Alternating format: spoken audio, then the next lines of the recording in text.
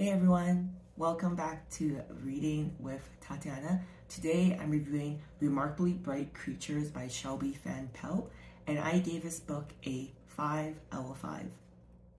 My Booktuber Shoutout today goes out to Ivana. I came across her Booktube when she posted a Booktube newbie tag. Even though she's new to Booktube, she actually has been an active Bookstagrammer for 2 years, so I'll link her channel down below if you want to show her some support. And as always, before I go to my full book review, I always appreciate if you're watching this to please hit the subscribe button, give this video a thumbs up, and if you have read Remarkably Bright Creatures, I would love to hear what you thought of this book down below. This book is a recent release. It came out in 2022. It is also Shelby Van Pelt's debut novel, and I loved it, gave it a 5 out of 5, and the genre is fiction, and I would kind of focus on kind of like maybe slightly magic realism and definitely a small town focus. About the author Shelby Van Pelt, so I mentioned earlier that this is her debut novel, which I think is awesome because it was such an enjoyable read, so congratulations Shelby. She is born in the Pacific Northwest where this book is set. However, the town in this book, Salo Bay or Salo Town, isn't an actual place, it's fictional, and now Shelby lives in Chicago with her family. There wasn't too much about her on the internet, unfortunately. However, I did find an interview that she did that talked about the inspiration for this book. So basically, she was inspired by a story she read on the internet a few years ago about an octopus escaping its enclosure. And then shortly after, she was in a writing workshop where the prompt is to tell the story from an unexpected narrator. And, you know, I'll talk about after the segment. This book is pretty cool because it comes from a perspective of an octopus, or one of the perspectives of an octopus.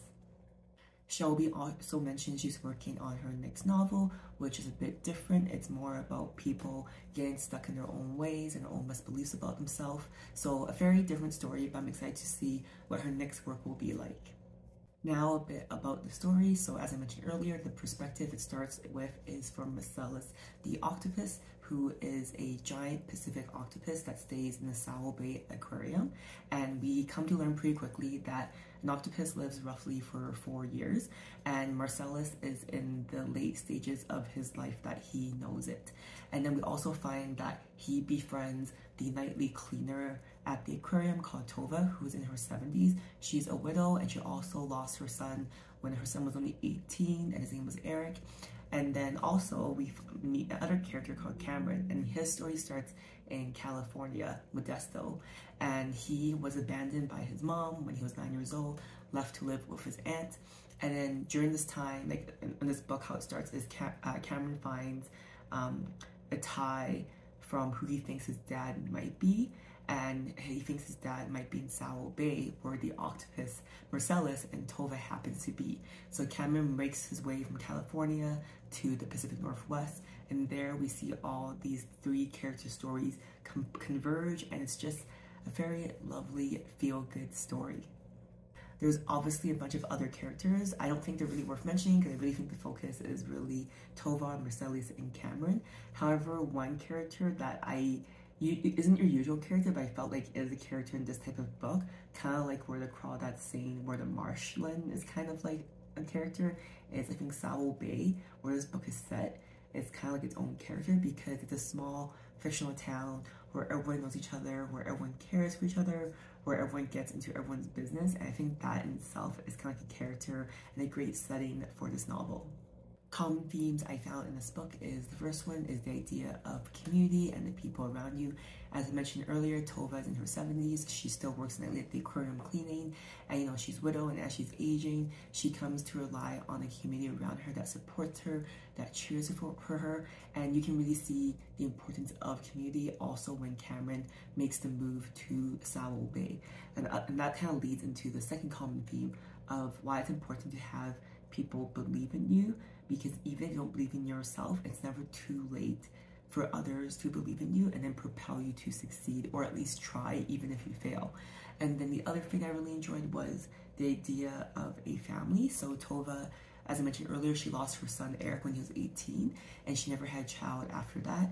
So this book talks about like the idea of family and what that means and how that can change in the course of her life. And there's actually one quote I really enjoyed where it talks about a family tree and how because Tova didn't have kids after her son died, she felt like her family tree stopped growing long ago, its canopy thin and frayed, not a single sap springing from the old rotting trunk. And she said that, you know, some trees aren't meant to sprout and some are just meant to stand stoically. Why I kind of want to share that quote is it gives an example of things I really enjoy about this book. It's just that like the writing was really great. I gave this book a 5 out of 5, so obviously there weren't too many things I didn't like, but of course there's always room for critique. So one thing I didn't like about this book is obviously if you're going to go into this book, as I said, it kind of has a bit of magic realism, so you do have to suspend the belief that Marcellus, the octopus, has a personality and seems to be like able to understand what the humans are saying. Things I did enjoy about the book is the first thing, as I mentioned earlier, is I like the writing style in it, and I thought it was very poetic. There's some parts in the book where I was like reading the paragraph and I got like kind of emotional about it. I don't want to ruin the book obviously, but if you read this book in the last, I think, quarter of the book, there is a scene where Tova is in her attic, and the way that paragraph is described, I actually kind of like choked up a little bit. So really powerful writing. I really enjoyed it. Another thing I like is that because it's a small town, Sowell Bay, all these small town characters, like there's Ethan who owns a local grocery store, there's Avery who owns the local paddle shop. I just love all these quirky characters that live in this town. And then the last thing I really enjoy about the book is that each chapter has a title, and they're kind of like platitudes or like, I don't know, like I don't know how to describe them, like they're platitudes or like a lesson. And I really enjoy it because I felt like every title of the chapter, there's like a callback to it within the chapter, which is kind of nice. It kind of feels like they're like episodic chapters, whereas, you know, like some novels just have like the number as a chapter. So I really appreciate that each chapter was titled. On Goodreads, this book got a really high rating at 4.47 out of 5. There's tons of reviews, like I think 17,000, which is quite a bit for a book that just came out last year. So reasons why people don't like this book is they didn't enjoy Cameron as one of the protagonists. They thought he was a man-child.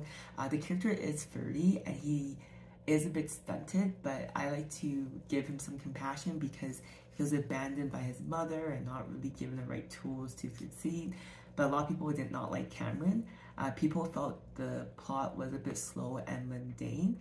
However, that's one reason I like it, because I do love slice of life books, and this book is very much a slice of life. And then people thought, I guess because the cover has an octopus on it and it says remarkably bright creatures, I think people expected there to be more octopus storyline. And reasons why people enjoy this book on Goodreads is people thought it was sentimental, they thought it was sweet, they thought it was a unique perspective and a premise. And like me, people also enjoyed the writing style, and I also really enjoyed the characters. Why I think you should read this book? I think you should read it if you like a small town setting, if you like connections that start and don't seem to connect, but they do, redemption stories, and also having an octopus as main character. Now I'll share how this book made me feel, because if you ask me a week, a year, 5 years from now, I probably won't remember exactly what a book was about, but I remember how it always made me feel. So Remarkably Bright Creatures by Shelby Van Pelt is one of the rare books that I look forward to rereading in the future because it made me feel warm and fuzzy inside. It was just a lovely book, and you know, if I ever just want an easy read, kind of just get submersed in the universe where everything is just nice and dandy, this would be the book.